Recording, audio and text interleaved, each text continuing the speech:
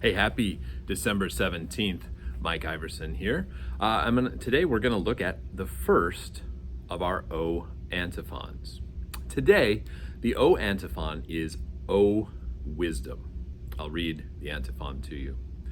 O wisdom that comes out of the mouth of the Most High, that reaches from one end to another and orders all things mightily and sweetly, come to teach us the way of prudence. Now, this beautiful antiphon comes from the writing of Isaiah. In Isaiah chapter 11, verses 2 and 3, Isaiah says this. He says, "The Spirit of the Lord shall rest upon him, the Spirit of wisdom and of understanding, the Spirit of counsel and might, the Spirit of knowledge and the fear of the Lord, and his delight shall be in the fear of the Lord." So this antiphon is a brief summary of the wisdom tradition of the Bible. This wisdom, which comes forth from the mouth of God, orders all things together mightily. And one thing I want to point out is that this antiphon says that wisdom orders all things. And this refers to the fact that there's an obvious order in all of creation, that God made things to work together on many, many intricate and various levels.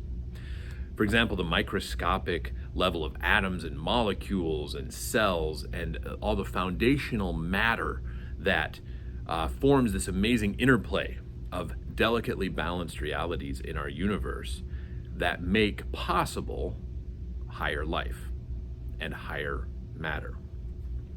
In our own bodies, we see this amazing organization and this interplay with the endocrine system and the nervous system and the lymphatic system and all of our muscles and structural parts, and these amazingly sophisticated organs like our eyes and our ears and then the brain. All around us, if we look outside, we see these amazing ecosystems with photosynthesis and weather patterns. And even once you get outside of our atmosphere, you see the Van Allen belts that magnetically deflect all the rays of the sun that would kill us, but let in the helpful ones.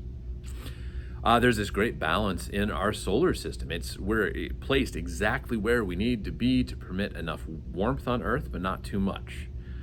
Nearby, we've got these great planets like Saturn and Jupiter and the asteroid belt that keep comets and asteroids that normally would fly right into our path. They are hurled back out into space by the gravitational pull of these planets, acting as guardians to our planet. All of this magnificent interplay of the systems and this balance and designs in our bodies and in our world around us and in the universe is what this wisdom tradition in the Bible extols as the greatness of God. And this is what this antiphon describes as coming forth from the mouth of God in order to order all things mightily.